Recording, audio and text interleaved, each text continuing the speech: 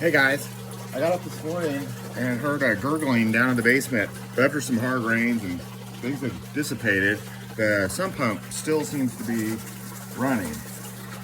So we're gonna get in here and see what's going on. First of all, I'm gonna pull that plug.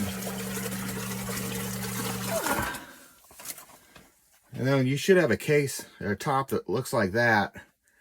We're gonna pull that. See what's going on in here.